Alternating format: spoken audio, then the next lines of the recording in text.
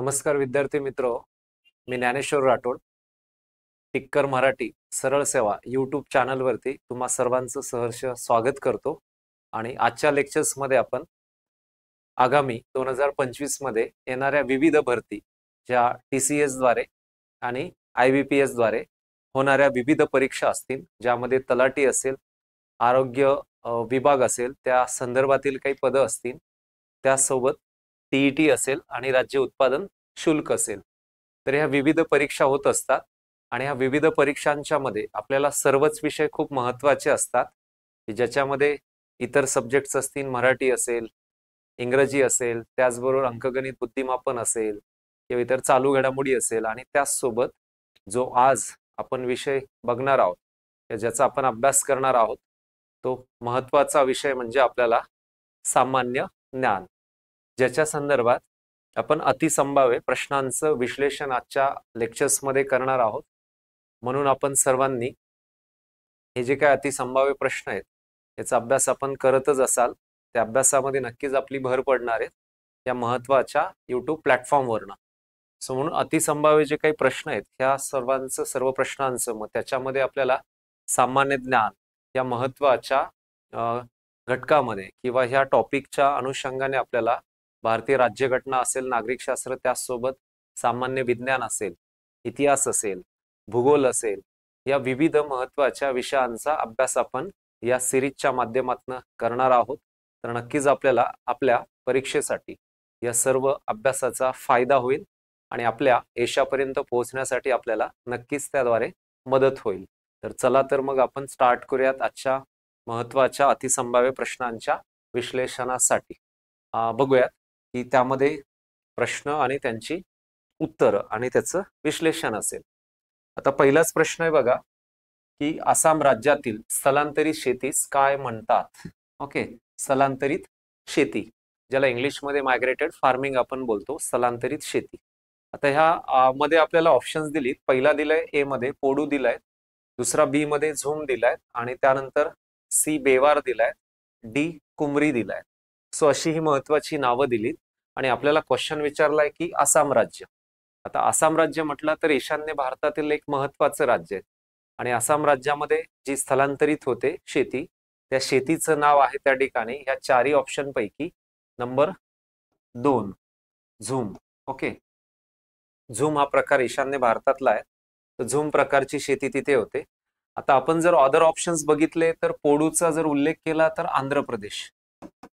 आंध्र प्रदेश, त्यानंतर असेल महत्वपूर्ण बेवार असेल तर सातपुडा परिसरामध्ये मध्य प्रदेशात, कुमरी असेल तर आपल्या महाराष्ट्रात सह्याद्रीच्या परिसरात. ओके, सह्याद्रीच्या परिसरात महाराष्ट्र राज्यात.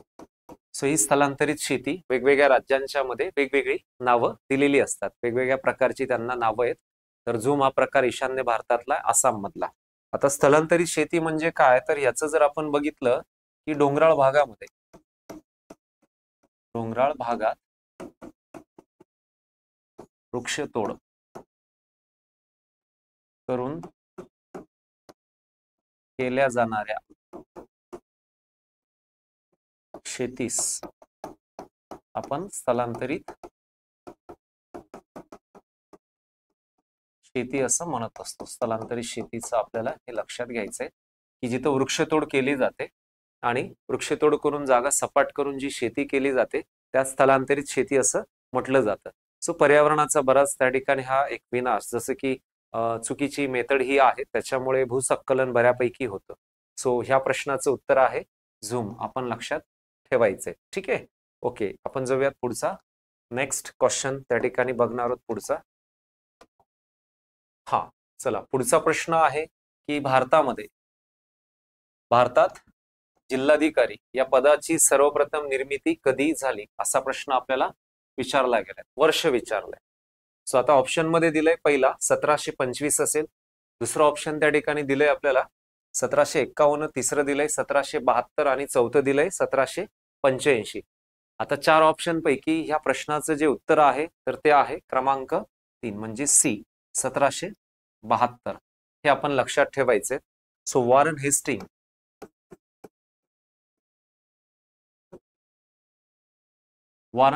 यांनी जिल्हाधिकारी पदाची, जिल्हाधिकारी म्हणजे ॲज अ कलेक्टर, जिल्हाधिकारी पदाची निर्मिती त्या काळात केली. त्याचा मेन उद्देश होता की महसूल कर गोळा करणे, महसूल गोळा करणे. मेन उद्देश काय होता?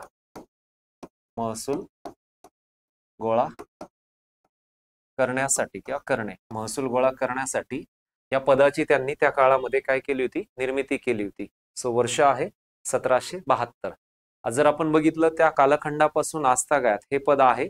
आणि जसं की हे पद जर आपल्याला विचारलं गेलं की कोणत्या परीक्षेद्वारे हे पद भरलं जातं किंवा कोणामार्फत, तर केंद्र सरकार, UPSC, union public service commission सध्या. ओके, सो 1772 याचं उत्तर आहे. नेक्स्ट जाऊयात, पुढचा क्वेश्चन आपण अभ्यासूयात. पुढचा प्रश्न आहे आपल्याला, भारतात सर्वप्रथम बँकांचं राष्ट्रीयकरण म्हणजेच नॅशनलायझेशन कोणत्या वर्षी करण्यात आलंय? आपल्या भारतामध्ये बँकांचं जसं की राष्ट्रीयकरण, नॅशनलायझेशन हे कोणत्या वर्षी करण्यात आलंय असा आपल्याला प्रश्न विचारलाय. सो आता राष्ट्रीयकरण करणं हे खूप आवश्यक होतं त्या काळात, आणि जसं की त्याचे बरेच फायदे देखील आहेत. आता ह्या प्रश्नाचं जे उत्तर आहे ते आहे 1969 म्हणजे ए. ओके, जसं 4 ऑप्शन्स दिली त्याच्यापैकी सर्वप्रथम बँकांचं राष्ट्रीयकरण कोणत्या वर्षी झालंय? 1969. आता 1969 मध्ये बघा 14 बँकांचं राष्ट्रीयकरण झालं होतं. किती बँकांचं? टोटल 14 बँकांचं राष्ट्रीयकरण त्या काळात झालं होतं. ज्या बँकांच्या ठेवी 50 कोटी होत्या अशा 14 राष्ट्रीयकृत बँकांचं त्या काळात राष्ट्रीयकरण झालं होतं. त्यानंतर दुसरा टप्पा, आता पहिल्या टप्प्याच्या वेळेस 1900 जसं की 69 साली आपल्या देशाच्या पंतप्रधान इंदिरा गांधी होत्या, तर पहिल्या टप्प्यात राष्ट्रीयकरण झालं होतं. आणि दुसरा जो टप्पा होता 1980चा होता, जिथे 6 बँकांचं कॅपिटल भाग भांडवल हे 200 कोटी पाहिजे होतं, म्हणजे असायला पाहिजे. त्यावेळेस ते दुसऱ्या म्हणजे दुसरा टप्पा 1980 सालाचा आहे. पहिल्यांदा कधी झालं होतं? 1969. म्हणजे ह्या प्रश्नाचं जे उत्तर आहे तर 1969 आहे. हे आपण त्या ठिकाणी लक्षात असू द्यायचंय. चलो ठीक आहे, पुढे जाऊयात. असे विविध प्रश्न आपल्याला त्या ठिकाणी या माध्यमातून अभ्यासायचे आहेत. मग ते वेगवेगळ्या विषयाच्या संदर्भात असतील, जसं इतिहासातील असू शकतात, सामान्य विज्ञानातील असू शकतात, त्याचसोबत जर बघितलं भूगोलातील असतील, त्याचसोबत नागरिक शास्त्रातील असतील. पुढचा प्रश्न घेऊयात आपण. पुढचा प्रश्न आहे, भारतातील ग्रामपंचायतीची स्थापना हे घटनेतील मार्गदर्शक तत्वाच्या आधारे कोणत्या कलमांतर्गत केली आहे? ओके, इथे कलम विचारलाय की भारतीय राज्यघटना, आणि त्यातलंच आपल्याला तो कलम विचारलाय, आणि त्यामध्ये खास करून भारतातील ग्रामपंचायतीची स्थापना.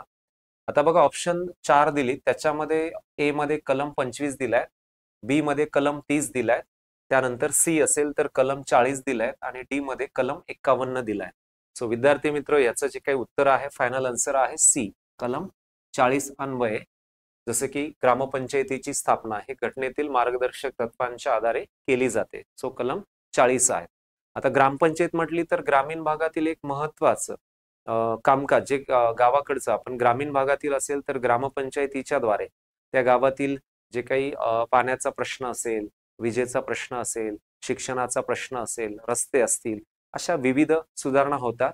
आणि म्हणून या ग्रामपंचायतीचा प्रशासकीय प्रमुख असतो ग्रामसेवक. ठीक आहे, सो आपण हे एक लक्षात असू द्यायचे. सो कलम 40. पुढे जाऊयात, नेक्स्ट क्वेश्चन घेऊयात पुढचा आपण. पुढचा क्वेश्चन दिलाय बघा, भूपृष्ठापासून पृथ्वीच्या अंतरंगात जावे तसतसं तापमान डॅश होत जाते. ओके, इथं काय दिलंय क्वेश्चन? भूगोलातला प्रश्न आहे, आणि दिलाय आपल्याला की भूपृष्ठ पृथ्वीच्या अंतरंगात जसं जसं जावं तसतसं तापमान डॅश होत जाते. ऑप्शन ए दिलाय वाढ, ऑप्शन बी दिलाय कमी, ऑप्शन सी दिलाय न्यूट्रल, ऑप्शन डी दिलाय यापैकी नाही. ठीक आहे, सो ह्या प्रश्नाचं जे काही उत्तर आहे तर याच्यामध्ये याचं उत्तर आहे ए, तापमानामध्ये काय होत जाते? वाढ. वाढ शब्द आहे, तापमानात वाढ होत जाते. सो बघूयात इमेजच्या संदर्भात बघूयात. आता पृथ्वीच्या अंतरंगाचा अभ्यास करत असताना पहिला जो लेअर असतो त्या ठिकाणी भूकवच, भूकवच. दुसरा जो असतो त्या ठिकाणी प्रावरण, ज्याला इंग्लिशमध्ये आपण मॅन्टल असं बोलतो. तिसरा जो असतो त्या ठिकाणी तो कोर असतो, म्हणजे पृथ्वीचा मुख्य गाभा, याला कोर म्हटलं जातं, याला मॅन्टल, हा क्रस्ट. ओके, आता याच्यामध्ये दिलंय, इथून जर सुरुवात केलं तर इथपर्यंत मुख्य गाभा हा 6371 किलोमीटरवरती स्थित आहे. ठीक आहे. याच्यामध्ये भूकवच असेल तर याच्यामध्ये आपल्याला महत्वाचं लिथोस्फिअर, शिलावरण, ऍस्थिनोस्फिअर, दुर्बलावरण, सियाल सायमाचा भाग असतो आणि या प्रावरण गाभाच्या वरच्या बेसनं आपल्याला व्होल्कॅनोक ऍक्टिव्हिटी होतात, ज्वालामुखीय उद्रेक, ज्याच्यातनं महत्वाचं लावारस बाहेर येतं आणि त्यातनं किंवा इतर प्राथमिक लहरी, द्वितीय लहरीद्वारे भूकंप देखील होत असतात. सो हे एक आहे. प्रश्न विचारलाय भूपृष्ठापासून म्हणजे भूकवच, भूपृष्ठापासून पृथ्वीच्या, आता ही पृथ्वीच्या अंतरंगाची इमेज आहेत, interior structure of the earth. So पृथ्वीच्या अंतरंगात जसजसं जावं, जसजसे जावे तसतसं अंतरंगात जसजसे जावे तसतसं तापमान वाढत जाते. आता इथून जर आपण त्या ठिकाणी इकडे जर आलो गाभ्याकडे, तर अर्थातच तापमान काय होत जातं, टेम्परेचर हे प्लस होत जातं, वाढत जातं. सो गाभ्याच्या जवळ बघा 6000 डिग्री सेल्सिअस तापमान असतं जवळपास. ओके, सो हे एक आपण लक्षात घ्यायचंय. सो म्हणून ह्याचं योग्य उत्तर आहे वाढत जात, वाढ. ठीक आहे, पुढे जाऊयात आपण, पुढचा प्रश्न अभ्यासूयात. नेक्स्ट क्वेश्चन आहे, महाराष्ट्र राज्यातील सर्वात लांबीची पश्चिम वाहिनी नदी खालीलपैकी कोणती? सर्वात लांबीची काय विचारले त्यांनी, पश्चिम वाहिनी नदी खालीलपैकी कोणती आहे? सो हा प्रश्न जो विचारलाय नदीवरनं विचारलाय आपल्याला, आणि नदीच्या संदर्भात अभ्यास करताना महाराष्ट्र राज्यातील सर्वात लांबीची पश्चिम वाहिनी नदी त्यांनी विचारली. सो पश्चिम वाहिनी नदी आणि याचं जे काही उत्तर आहेत आपण हे लक्षात घेऊयात. ऑप्शन मध्ये पहिला दिला ए मध्ये Godavari, option B Narmada, option C Krishna, option D Tapi दिलंय. आणि त्यांनी विचारलंय महाराष्ट्र राज्याचं विचारलंय बरं का. विद्यार्थी मित्र, कधी लक्षात घ्यायचंय की आपल्याला बऱ्याच वेळा उत्तर माहीत असतं पण आपण प्रश्न व्यवस्थित वाचत नाही, तिथे घाई करतो. आता यांनी विचारलंय क्वेश्चन मध्ये महाराष्ट्र, बऱ्याच वेळा आपण भारत वगैरे असं थोडंसं आपल्याला कन्फ्युज होणार. सो त्यामुळे प्रश्नाचं जे काही प्रश्न व्यवस्थित जर वाचलात तर आपल्याला योग्य ते उत्तर काढता येतं. सो महाराष्ट्र दिलंय, म्हणजेच ह्या 4 ऑप्शन मधनं याचं जे उत्तर आहे त्यांनी विचारलंय पश्चिम वाहिनी नदी. सो याचं उत्तर आहे तापी, डी. डी हे फायनल आन्सर आहे. आता तापी नदीचा जो उगम आहे तो आपल्या भारतात कुठे होतो, तर बैतूल नावाचा जिल्हा आहे, बैतूल, MP, मध्य प्रदेश, म्हणजे सातपुडा. ठीक आहे, सातपुड्यामध्ये. सो इथून उगम होतो. सो ही MP मध्य प्रदेशातनं निघते, त्यानंतर आपल्या महाराष्ट्र राज्यामध्ये येते, महाराष्ट्र राज्यातनं ती गुजरात राज्यात जाते आणि सरत शेवटी कुठे जाते, अरबी समुद्र, अरबी समुद्राला जाऊन मिळते. सो टोटल भारतातली जी लांबी आहे, भारत लांबी तापीची किती, 724. महाराष्ट्र राज्यातली जी लांबी आहे तिची 208 किलोमीटर. ठीक आहे, हे आपण लक्षात ठेवायचंय. सो पश्चिम वाहिनी नदी महाराष्ट्रातली कोणती, तापी. भारतातली जर विचारली असती तर नर्मदा उत्तर द्यायचं होतं, भारतातलं कोणती, नर्मदा. ठीक आहे, चलो आपण पुढे जाऊयात, नेक्स्ट क्वेश्चन बघूयात पुन्हा. पुढचा प्रश्न दिसतोय आपल्याला, पाण्यात विरघळणारा वायू खालीलपैकी कोणता? सायन्स मधला क्वेश्चन आहे. आता ऑप्शन बघा, ए मध्ये क्लोरीन दिलाय, बी मध्ये मिथेन आहे, त्यानंतर सी मध्ये इथेन आहे आणि डी मध्ये ब्युटेन आहे. आता पाण्याच्या संदर्भात, आता पाण्यामध्ये इतर ऑक्सिजन असेल, कार्बन डायऑक्साईड असतील, हे देखील महत्वाचे असू शकतात. पण यातलं जे काही आपल्याला विचारलंय की पाण्यामध्ये विरघळणारा वायू खालीलपैकी कोणता, तर याचं उत्तर ह्या 4 ऑप्शन मधनं ए, क्लोरीन हे त्याचं उत्तर आहे. सो फायनल आन्सर आहे ए, क्लोरीन. ओके, क्लोरीन हे त्याचं उत्तर आहे. सो म्हणून आपण जनरल सायन्स मध्ये ज्यावेळेस अभ्यास करतो त्यावेळेस आपल्याला फिजिक्स असेल, त्यानुसार केमिस्ट्री असेल, त्यानुसार बायो असेल, बॉटनी असेल. ओके, सो हे वेगवेगळे जे काही सब्जेक्ट आहेत त्याच्या बेसनं देखील बऱ्याच वेळा आपल्याला क्वेश्चन ही विचारले जातात आणि त्या प्रत्येक संकल्पना आपल्याला स्टेट बोर्ड मध्ये वगैरे चांगल्या दिलेल्या असतात. सो याचं योग्य उत्तर आहे ए, क्लोरीन. ओके, नेक्स्ट पुढचा क्वेश्चन बघूयात. आंतरराष्ट्रीय ओझोन दिन कधी साजरा केला जातो? आता बघा विद्यार्थी मित्र, आपल्याला बऱ्याच वेळा डेज वरनं देखील प्रश्न विचारले जातात. आता डेज वरनं जी प्रश्न विचारली जातात मग ती आंतरराष्ट्रीय लेवलची काही दिवस विचारतात आपल्याला आणि आपल्या भारतातील राष्ट्रीय पातळीवरचे देखील काही दिवस विचारले जातात. आता यांनी विचारलंय महत्वाचं आपल्याला, आंतरराष्ट्रीय ओझोन दिन कधी असतो? आता बघा, जसं आपण पृथ्वीच्या रंगाचा मगाशी जे क्वेश्चन अभ्यासला तसं आपल्याकडे वातावरणाचं स्तर असतं, आपण बोलतो तपांबर, सितांबर आणि शेवटचं अगदी बहिर्मंडळ असतं. सो म्हणून भूपृष्ठापासनं आपण किलोमीटर अगदी जर बघितलं 30 ते 35 किलोमीटर डिस्टन्स वरती आपल्याला एक महत्वाचा काय तर ओझोनचा पडदा असतो, ओझोनचा लेअर. सूर्यापासून निघणारी जी अतिनील किरण आहेत तर तो याच्यामध्ये O3 नावाचा वायू असतो, तो काय करतो, अतिनील किरण अल्ट्राव्हायलेट रेज हा ब्रेक करतो आणि आपल्याकडे पृथ्वीवरती येऊ देत नाही. सो ते त्याच्यामुळे घटना ह्या घडू शकतात. सो म्हणून झालं असं होतं 1984-85च्या दरम्यान ते 85 ओझोन ह्या ठिकाणी म्हणजे सॉरी 85 मध्ये झालं असं होतं की जिकडे आपल्याला ओझोन हा जो पडदा आहे किंवा हा जो लेअर आहे ह्याच्यामध्ये जवळपास शास्त्रज्ञांना 75% काय दिसली, घट घट. ओके, ज्याची लेवल काय झाली ती कमी झाली आणि ज्याच्यामुळे अल्ट्राव्हायलेट रेज इझिली त्या ठिकाणी पास होऊ शकतात किंवा पास झालेत. आणि अशाच द्वारे आपल्याकडे पृथ्वीचा जो दक्षिण गोलार्ध आहे अंटार्क्टिका खंड त्या भागामध्ये जवळपास एक मोठा खड्डा आणि त्याचबरोबर अमेरिकेच्या क्षेत्रफळा एवढं विवर पडलं असं शास्त्रज्ञांचा एक अभ्यास सांगतो.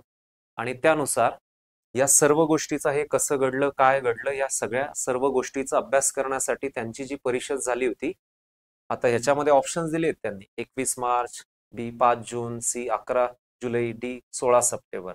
सो ह्या प्रश्नाचं उत्तर आहे आंतरराष्ट्रीय ओझोन दिनाचं डी 16 सप्टेंबर.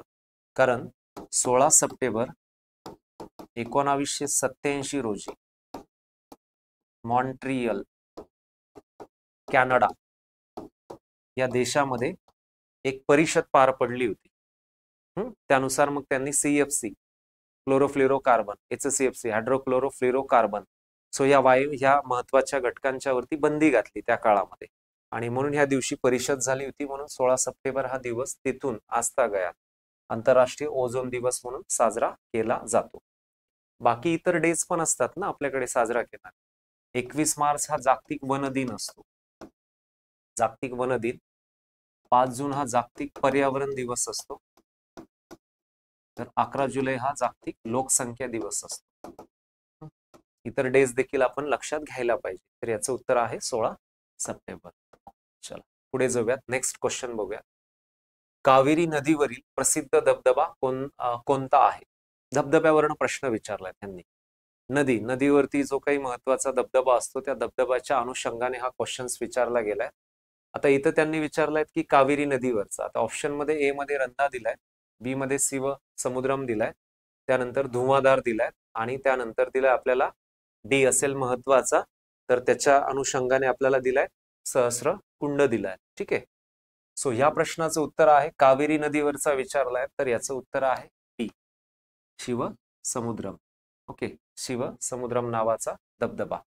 आता जी कावेरी नदी आहे आपल्या भारतामध्ये तिचा जो उगम आहे ब्रह्मगिरीचा डोंगर, परंतु हे स्थान कुठे? ब्रह्मगिरीचा डोंगर कर्नाटक राज्यात पश्चिम घाटात. कारण पश्चिम घाट हा महाराष्ट्र गुजरात पासून सुरू होतो तर कन्याकुमारी तामिळनाडू पर्यंत पसरलाय. सो कावेरी दक्षिण भारतातली एक महत्वाची नदी आहे. सो याच्यावरती प्रसिद्ध असा शिवसमुद्रम धबधबा आहे. बाकी इतर मराठवाड्यातलं सहस्रकुंड असेल, धुवाधार जर म्हटला तर मध्य प्रदेशात जबलपूर या ठिकाणी नर्मदा नदीवर आहे. रंधा आपल्याकडे महाराष्ट्रातला आहे. सो असे वेगवेगळ्या ठिकाणी वेगवेगळ्या राज्यातील वेगवेगळ्या नद्यांच्या वरती असणाऱ्या धबधब्यांच्या वर्ण बऱ्याच वेळा आपल्याला जोड्या जुळवा ह्याच्यामध्ये हा प्रश्न विचारला जातो. ठीक आहे. नेक्स्ट पुढचा क्वेश्चन अभ्यासूया त्यानंतरचा. भारतरत्न पुरस्काराची सुरुवात कधी झाली? ए मध्ये दिलंय 1954, बी मध्ये दिलेत 1962, सी मध्ये 1970 आणि डी मध्ये 1975 दिलाय. पुरस्काराविषयी विचारलंय, GK बेस क्वेश्चन आहेत. आता आपल्या भारत सरकारतर्फे दिला जाणारा अर्थातच सर्वात मोठा जर पुरस्कार कोणता असेल तर तो आहे Bharat Ratna. So India civilian award सर्वात मोठा हा पुरस्कार आहे. सो याचं त्यांनी वर्ष विचारलंय. सो फायनल आन्सर आहे याचं ए 1954 हे त्याचं उत्तर आहे. 1954 साली हा सुरू झालाय. त्याच्यामध्ये C Rajagopalachari,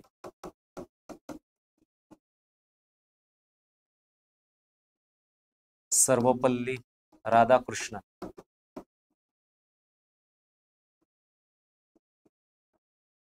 CV Raman effect बोलतो ना आपण सायन्स, या 3 व्यक्तींना सर्वप्रथम पुरस्कार त्या ठिकाणी देण्यात आलाय सुरुवातीला त्या काळात. ओके. आणि जर असा क्वेश्चन आला की अनिवासी भारतीय म्हणजे विदेशातल्या किती व्यक्तींना पुरस्कार दिला गेला तर 2 उत्तर आहे त्याचं, 2 नाव आहेत. खान अब्दुल गफार खान हे पहिले आहेत, त्यानंतर नेल्सन मंडेला दक्षिण आफ्रिका. सो या 2 व्यक्तींना अनिवासी भारतीय म्हणजे भारताच्या बाहेरील व्यक्तींना दिला गेलाय. आता मदर टेरेसा हे देखील एक नाव येतं, पण त्या मुळातच नैसर्गिक अनिवासी भारतीय बनल्या होत्या. त्यामुळे ही 2च नावं आपण लक्षात घ्यायची. तर दरवर्षी किंवा 2 वर्षांना हा पुरस्कार भारत सरकारतर्फे दिला जातो. याच्यात रक्कम दिली जात नाही. परंतु हा पुरस्कार 1900 जवळपास 66 पासून मरणोत्तर देखील द्यायला सुरुवात झाली. पहिलाच पुरस्कार मरणोत्तर लालबहादूर शास्त्री यांना त्यावेळेस देण्यात आलाय. ठीक आहे. याच्यासोबत आपले जे काही पद्मभूषण असतात पुरस्कार किंवा क्रीडा क्षेत्रातला सर्वोच्च जो पुरस्कार आहे आपल्याकडचा, तो जो आहे मेजर ध्यानचंद, तो देखील आपल्याकडे क्रीडा मंत्रालयाकडनं दिला जातो. किंवा अर्जुन पुरस्कार असेल. मग केंद्राचे आणि राज्याचे, जसं महाराष्ट्र राज्याचा देखील महाराष्ट्र भूषण हा सर्वात मोठा पुरस्कार आहे. ओके, पुढे जाऊयात.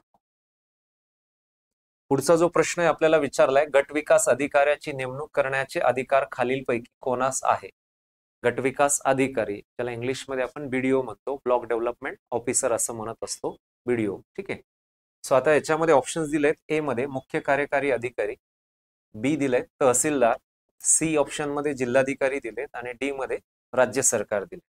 सो बीडीओ ह्या पदाची किंवा अधिकाऱ्याची नेमणूक करण्याचा अधिकार सर्वस्वी जे याचं जे आन्सर आहे ते डी आहे. राज्य सरकारला असते. कोणाला असते?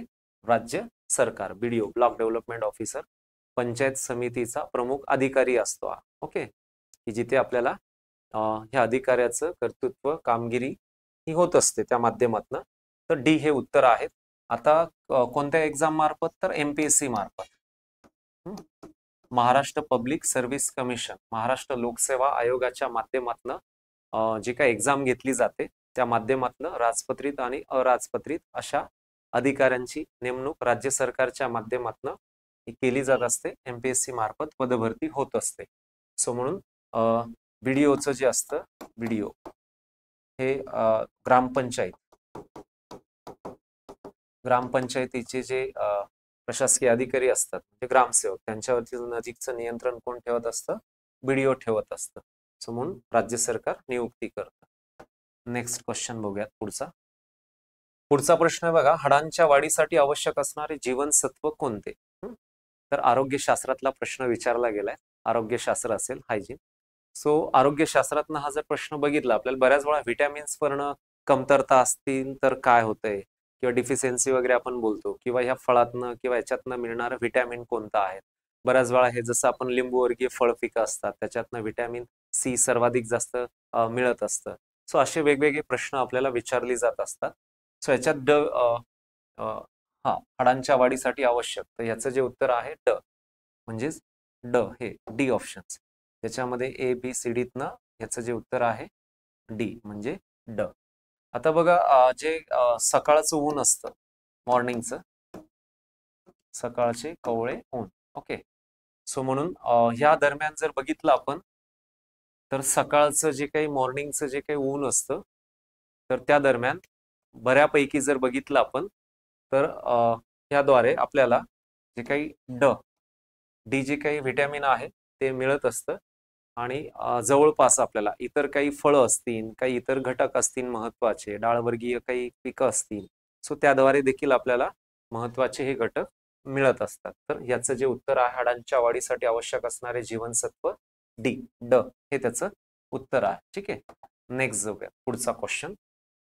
भारत छोडो आंदोलन हे कधी झाले? इतिहासातला क्वेश्चन आहे. आता इतिहासामध्ये बऱ्याचशा आपल्या मुवमेंट्स आहेत, चळवळी आहेत, भारतात होऊन गेल्यात. भारताला स्वातंत्र्य मिळवून देण्यासाठी अनेक अशा आपल्या थोर महापुरुषांनी, स्वातंत्र्य सेनानी लढा दिला, स्वतःचं जीवाचं बलिदान दिलं आणि आपल्या भारताला स्वातंत्र्य त्यांनी मिळवून दिले. सो हा प्रश्न इतिहासाच्या माध्यमातून विचारलाय आणि तो विचारलाय भारत छोडो आंदोलन कधी झाले. ऑप्शन ए दिलंय 9 ऑगस्ट 1942, बी 15 मार्च 1943, सी 17 सप्टेंबर 1944, डी 8 डिसेंबर 1945 दिलंय. सो याचं उत्तर जे आहे ते ए आहे. फक्त इथे डेट लक्षात घ्यायचं आपल्याला, 8 ऑगस्ट 1942. आता हे आंदोलन झालं होतं आपलं त्या ठिकाणी मुंबईमध्ये, आणि कोणाच्या अधीनस्थ झालं होतं? महात्मा गांधी.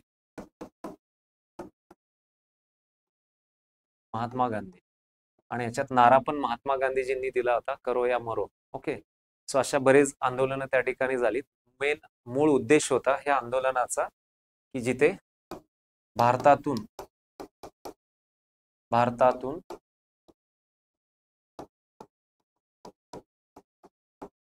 इंग्रजांनी निघून जाणे, ओके, भारत सोडणे. सो म्हणून हे आपल्याला लक्षात ठेवायचं. सो असे विविध विविध महत्वाचे आपल्या भारतामध्ये त्या काळामध्ये आंदोलनं झाली. आंदोलन त्याचं नेतृत्व असेल, जसं की ह्या आंदोलनाचं नेतृत्व कोणी केलंय? महात्मा गांधीजींनी केलंय. सो असे बरेच महात्मा गांधीजींच्या माध्यमातून हे जसं एक आंदोलन आहे की भारत छोडो, ब्रिटिशांना तो उद्घोषण शब्द आहे, चले जाओ असेल, किंवा त्यानंतर सविनय कायदेभंग असेल, त्यानंतर असहकार चळवळ असतील, असे बरेच आंदोलन आपल्या भारतामध्ये झाल्याची दिसून येते. नेक्स्ट पुढचा क्वेश्चन अभ्यासूया. पुढचा प्रश्न दिसतोय, भारतीय रिझर्व्ह बँकेची स्थापना कधी झाली? अर्थव्यवस्थेच्या निगडीत हा क्वेश्चन विचारलाय, बँकिंग सिस्टीमशी निगडीत हा क्वेश्चन आहे. So RBI, reserve bank of India. आता ऑप्शन्स दिले याच्यामध्ये 10 जून 1926 ए मध्ये, बी मध्ये 19 जुलै 1929, 3C 1 एप्रिल 1935 दिलाय, आणि डी मध्ये 8 ऑक्टोबर 1951 दिलाय. सो विद्यार्थी मित्र, या प्रश्नाचं जे काही उत्तर आहे ते आहे सी, 1 एप्रिल 1935. आता आरबीआय जर म्हटलं आपण, रिझर्व्ह बँक ऑफ इंडिया, भारतीय रिझर्व्ह बँक, 1934च्या कायद्यान्वये, कायदा कोणता आहे? 1934. तर आरबीआय ची जी स्थापना झाली ती स्थापना आहे 1 एप्रिल 1935 रोजी आरबीआय ची स्थापना झाली, आणि याचं हेडक्वार्टर आता सध्या आहे मुंबईमध्ये. पहिले कुठं होतं? कोलकाता. बँकांची बँक म्हणून ही काम करते, बँकांची बँक म्हणून, ही सर्वोच्च बँक म्हणून आहे जी आपली मॉनिटरी पॉलिसी त्या ठिकाणी सेट करत असते. ठीक आहे. सो याचे जे काही पहिले ओसबॉर्न स्मिथ, ब्रिटिश काळातले पहिले गव्हर्नर होऊन गेले, त्यानंतर मग भारताचे एक स्वतंत्र पद्धतीने जर बघितलं, आरबीआयचे पहिले भारतीय गव्हर्नर जर विचारला आपल्याला क्वेश्चन, तर सी.डी. देशमुख आहेत. सी.डी. देशमुख हे त्या आरबीआयचे पहिले गव्हर्नर राहिले. सो आरबीआयच्या बाबतीमध्ये अभ्यास करताना आपण लक्षात घ्यायचंय की भारतातली महत्वाची बँकांची बँक आहे. चलो पुढे जाऊया. महाराष्ट्रातील सर्वात पहिले राष्ट्रीय उद्यान कोणते आहे? आता नॅशनल पार्क्स वरती क्वेश्चन विचारलाय. आता हा क्वेश्चन जर बघितला तर नॅशनल पार्क्स, राष्ट्रीय उद्यानावरती क्वेश्चन विचारलाय, आणि याच्यामध्ये त्यांनी विचारलाय की महाराष्ट्रातला विचारलाय ना सर्वात पहिलं. ए मध्ये चांदोली राष्ट्रीय उद्यान दिले, बी मध्ये बघा पेंच राष्ट्रीय उद्यान दिले, सी मध्ये नवेगाव बांध दिलाय, आणि डी मध्ये ताडोबा राष्ट्रीय उद्यान दिलंय. सो याचं जे उत्तर आहे ते डी आहे, ताडोबा राष्ट्रीय उद्यान हे त्याचं उत्तर आहे. आता हे उद्यान कुठे आहे, ताडोबा राष्ट्रीय उद्यान? तर आपण इथं बघूयात, चंद्रपूरला आहे, चंद्रपूर. आता ह्याची नॅशनल पार्क स्थापना म्हणून जर बघितलं तर 1955. ओके. त्यानंतर मग त्यांना वन्यजीवाचा दर्जा देखील त्यांनी प्राप्त केलाय, आणि नंतर 1995 मध्ये या राष्ट्रीय उद्यानानं म्हणजे ताडोबानेच व्याघ्र अंधारी प्रकल्प म्हणजे व्याघ्र प्रकल्पाचा दर्जा देखील त्या ठिकाणी या ताडोबा राष्ट्रीय उद्यानानं मिळवलाय. कुठे? चंद्रपूर जिल्हा, महाराष्ट्र राज्यात.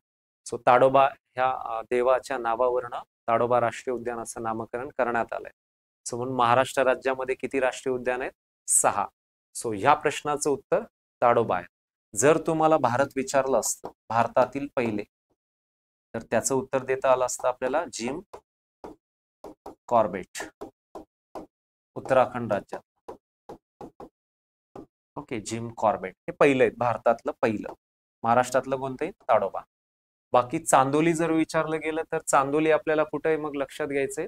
आता ह्या प्रश्नाचं उत्तर चांदोली नाहीये बरं का, या प्रश्नाचं उत्तर काय? ताडोबा. एक जस्ट चांदोली कुठे आहे ते एक सांगतोय, सातारा, सांगली, कोल्हापूर आणि कोकणात जसं की पसरलेलं हे उद्यान आहे. त्या भागातलं कोल्हापूर असेल, सातारा असेल, सांगली असेल आणि रत्नागिरी असेल. पेंच असेल तर आपल्याकडे महाराष्ट्रात नागपूरला आहे, आणि नवेगाव बांध जे ते त्या ठिकाणी कुठे आहे? गोंदियामध्ये. सो महाराष्ट्रात 6 राष्ट्रीय उद्यान आहेत, विदर्भातच 4 आहेत. 5वं संजय गांधी राष्ट्रीय उद्यान बोरिवलीला आहेत मुंबईमध्ये, आणि 6वं जर विचारलं गेलं जे याच्यात दिसत नाहीये ते आहे गुगामल राष्ट्रीय उद्यान. कुठे आहे ते? अमरावतीमध्ये. सो म्हणून विद्यार्थी मित्र बघा, असे विविध प्रश्न आपल्याला या महत्वाच्या जीके जीएस मध्ये आपल्याला बघायची, त्यातली आपण ही काही प्रश्न सर्व बघितली महत्वाची. सो म्हणून आपण नक्कीच ह्या महत्त्वाच्या टिक्कर मराठी सरळ सेवा यूट्यूब चॅनल हे सबस्क्राईब करा, जेणेकरून आपल्याला ते असे बरेच क्वेश्चन आपल्याला अभ्यासायला मिळतील. जी की GSच नव्हे तर इतर विषयांचे देखील बरेचसे प्रश्न हे आपल्याला प्रश्नांचं विश्लेषण विविध अशा फॅकल्टी मार्फत आपल्यापर्यंत पोहोचवली जातील आणि नक्कीच आपल्याला परीक्षेमध्ये पास होण्यासाठी आणि यश मिळवण्यासाठी आपल्याला नक्कीच फायदा होईल. सो अजून भेटणार आहोत आपण पुढच्या लेक्चर्समध्ये. इतर काही प्रश्न मी घेऊन येणार आहेत. आपणही देखील छान अभ्यास करा. सो सर्वांना खूप खूप शुभेच्छा. थँक्यू.